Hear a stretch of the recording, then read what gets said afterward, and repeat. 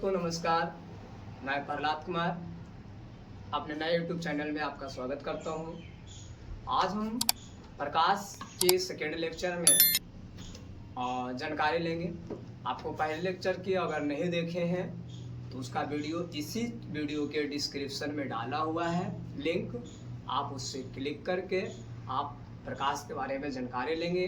और अगर आप 10वीं के विद्यार्थी हैं, 9वीं के विद्यार्थी हैं तो आप प्रकाश का गुण अच्छे से याद कर लेंगे, क्योंकि बिहार विद्यालय परीक्षा समिति में ये 2 नंबर का क्वेश्चन बार बार पूछता है ना। चाहे बिहार विद्यालय परीक्षा समिति की बात नहीं है, CBSE की बात हो, चाहे कोई भी राज्य का हो, प्रकाश का गुण क्वेश्चन में आया हुआ है, ठीक है ना। और जितने सारे कॉम्पिटिटिव एग्जाम के तैयारी करने वाले अगर देख रहे होंगे तो उनको पता होगा कि प्रकाश से कितने सारे क्वेश्चन आते हैं। चाहे हम कोई भी बात करें, SSC, रेलवे, बैंक, है ना, टीचर्स वाले जो तैयारी चल रहा है उसमें भी प्रकाश से संबंधित क्वेश्चन भर भर के आता है। आप फिर से रट्टा मारते हैं प्रकाश के बारे में, प्रकाश की गति किसमें है, ये है। आप अगर पहले से ही वीडियो देखे हुए रहेंगे, जानकारी लिए हुए रहेंगे, आपको बाद में देखने की ज़रूरत नहीं पड़ेगा।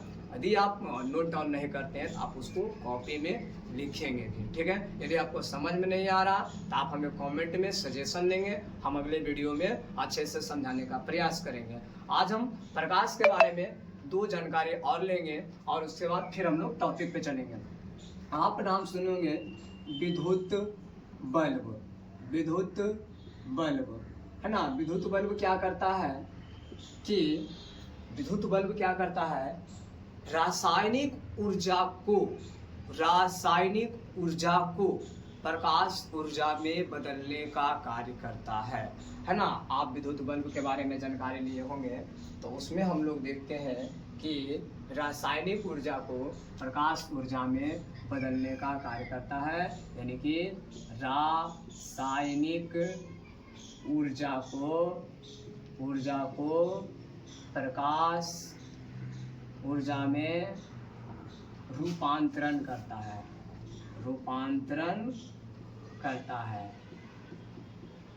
और एक आप सुनोगे फोटोग्राफी।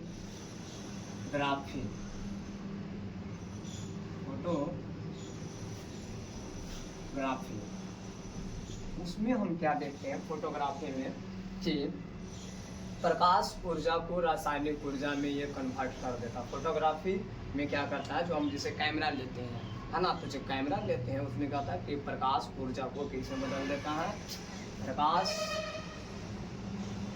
ऊर्जा को रासायनिक ऊर्जा में रूपांतरण करता है। आप जो है कौन ऊर्जा को किस में बदलता है, ये भी क्वेश्चन आप पढ़े होंगे। आप विद्युत चैप्टर में पढ़े होंगे, चुंबकीय चैप्टर में, कि हमारा जो विद्युत मोटर है वो क्या करता है, विद्युत ऊर्जा को रासायनिक ऊर्जा में कन्वर्ट करता है। अब हम प्रकाश के स्रोत के आधार पर वस्तुओं को 2 वर्गों में बांटा जाता है। प्रकाश के स्रोत का मतलब होता है जिससे प्रकाश निकलता है ना। आप पढ़े होंगे कि प्रकाश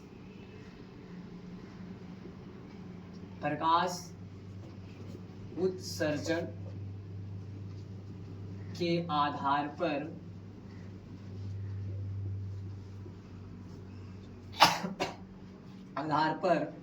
2 वस्तु को 2 वर्गों में बांटा गया है। आप जो है पढ़े होंगे कि प्रकाश उत्सर्जन के आधार पर वस्तु को कितने वर्गों में बांटा गया, 2 वर्गों में। पहला प्रदीप्त वस्तु और दूसरा अप्रदीप्त वस्तु। बहुत सारे किताबों में दीप्त लिखा हुआ, अदीप्त लिखा हुआ, यानी कि प्रदीप्त को हम लोग बोलते हैं लुमिनियस ऑब्जेक्ट, अप्रदीप्त को हम लोग बोलते हैं नॉन लुमिनियस ऑब्जेक्ट। यानी कि कोई ऐसा वस्तु जिसका खुद का प्रकाश हो, कोई ऐसा वस्तु जिसका अपना प्रकाश हो। जैसे में क्या क्या हो जाता है, तो मास्टर सूर्य जिसका अपना प्रकाश है, और तारे अपना प्रकाश है, फिर जुगनू अपना प्रकाश है, विद्युत बल्ब अपना प्रकाश है, मोमबत्ती अपना प्रकाश है। अप्रदीप्त में क्या हो जाता है, तो कोई वैसा वस्तु जिसका अपना प्रकाश नहीं हो। किसी के मन में यह जैसे में आ जाता है, हमारा ईटा पत्थर कुछ भी ले लीजिए, हमारा जो मानव शरीर है ना, इसमें भी अपना प्रकाश नहीं है, ये भी अप्रदीप्त वस्तु का उदाहरण है। लेकिन कुछ बच्चों को दिमाग में आ जाता, मास्टर हम ना देखे हैं चंद्रमा, तुम नहीं बोला चंद्रमा खुद का प्रकाश होता है। तो उस बच्चों को हम बता देना चाहते हैं कि चंद्रमा के पास अपनी प्रकाश नहीं है, ना ही किसी ग्रह के पास अपना प्रकाश है, वो सूर्य के प्रकाश के कारण चमकते हैं, ठीक है ना। और जो हम लोग देखते हैं पूर्णिमा के दिन पूरा इंजोला दम रहता है चंद्रमा के कारण, पूरा हल्का फल्का है ना, रात में चल लेते हैं, तो वो प्रकाश के, सूर्य के प्रकाश के प्रवर्तन के कारण, है ना। आपको अच्छे से याद हो गया होगा ल्यूमिनियस ऑब्जेक्ट और नॉन ल्यूमिनियस ऑब्जेक्ट, प्रदीप्त वस्तु अप्रदीप्त वस्तु, है ना। मेरे साथ नोट डाउन करेंगे नोटबुक में।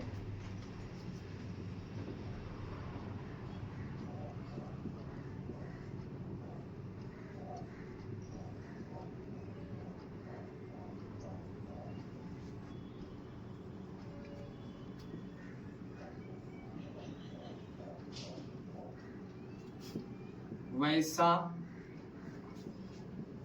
वस्तु जिसका अपना प्रकाश हो, ठीक है।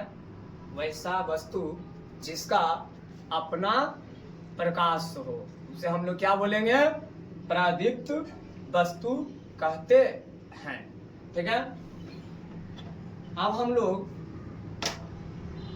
जैसे में क्या क्या होता है, तो जैसे में जानकारी अभी बताए हम, सूर्य पृथ्वी का सबसे बड़ा ऊर्जा का स्रोत माना जाता है। तारे, आप एक कीड़ा को देखे होंगे जो अंधेरों में चमकते रहता है, उस कीड़ों का नाम है जुगनू, जिसको बोलते हैं। हर एक इलाका में यानी कि एरिया में उसका अलग अलग नाम से जाने जाते हैं, है ना। लेकिन एक कीड़ा होता है जिसको जुगनू। फिर विद्युत बल्ब, विद्युत बल्ब और मोमबत्ती, ठीक है, इत्यादि। अब हम अप्रदीप्त के बारे में जानकारी लेते हैं कि अप्रदीप्त वस्तु क्या है। हम बार बार बोल रहे हैं एक ही चीज को, वैसा वस्तु जिसका अपना प्रकाश हो उसे क्या बोलेंगे, प्रदीप्त वस्तु। और वैसा वस्तु जिसका अपना प्रकाश नहीं हो, यहाँ पर आ जाएगा अप्रदीप्त वस्तु, यानी कि लिखा जाएगा नॉन लुमिनियस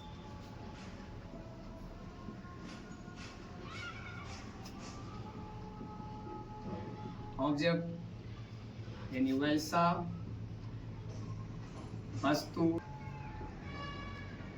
वैसा वस्तु जिसका अपना प्रकाश नहीं। कहने का मतलब है, आप देखते हैं कलम, क्या इसका अपना प्रकाश है, ये भी हमारा नॉन लुमिनियस ऑब्जेक्ट हो जाएगा। ह्यूमन बॉडी भी जो है एक नॉन लुमिनियस ऑब्जेक्ट है। यदि इसका अपना, हमारे पास अपना प्रकाश होता तो ना तो हमें सूर्य की सहायता लेना पड़ता, ना बल्ब की, ना मोमबत्ती की, ना टॉर्च की, है ना। जहाँ जाते हैं वहाँ पर अपने भगा देते, एकदम इंजोला कर देते। लेकिन वही तो दिक्कत है कि हमारे पास अपना प्रकाश नहीं है। तो जैसे में हो जाएगा, लिखिएगा जैसे में, है ना, ये सारे को छोड़ करके, जैसे में ईंट, पत्थर, कॉपी और फिर क्या ले गए, मनुष्य यानी कि मानव शरीर डायरेक्ट कर दीजिए, मानव शरीर ह्यूमन बॉडी और चंद्रमा। ये चर्चा को जरूर याद करिएगा, क्योंकि ये जो है आपको जैसे क्वेश्चन पूछ देगा 10वीं क्लास में, निम्नलिखित में से कौन अप्रदीप्त वस्तु है ना, क्या बोलेगा, अप्रदीप्त वस्तु है ना, which of the following non luminous object. आपको बोलेगा अब 3 विकल्प दे देगा, ये हौला चिपका, सूर्य, तारे, जुगनू या विद्युत बल्ब दे देगा, आपको चौथा में दे देगा या चंद्रमा। बच्चा लोग जुगनू के मार के चला आएगा, चाहे विद्युत बल्ब के, क्योंकि विद्युत बल्ब को हम टिकते हैं तब जलता है। जी नहीं, ये हमारा आंसर हो जाएगा चंद्रमा, ठीक है ना। अब हम लोग प्रकाश के गमन के आधार पर वस्तु को 3 वर्गों में बांटते हैं, उसके बारे में जानकारी लेंगे। पहले आप लोग इसको नोट डाउन करेंगे या स्क्रीनशॉट ले लेंगे, ठीक है। प्रकाश के गमन के आधार पर वस्तु को 3 वर्गों में बांटते हैं। मान लीजिए हम यहाँ से हम लाइट को है ना पास आउट करवाएंगे, तो उसके आधार पर वस्तु को 3 वर्गों में बांटा गया है, यानी कि प्रकाश के गमन के आधार पर पहला होता है, आप पढ़े होंगे, पारदर्शी, जिसे हम लोग इंग्लिश में बोलते हैं ट्रांसपेरेंट, है ना। पारदर्शी वस्तु, अल्प पारदर्शी वस्तु, या अगला आप लोग पढ़े होंगे पारभासी, यानी जिसको हम लोग बोलते हैं अपारदर्शी, है ना। देखिए थोड़ा सा, प्रकाश के गमन के आधार पर वस्तु को 3 वर्गों में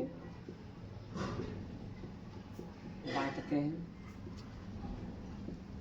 पहला है पारदर्शी,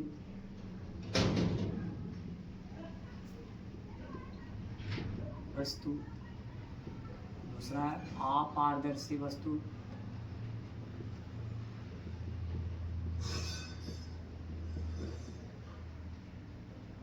तीसरा है अल्प पारदर्शी।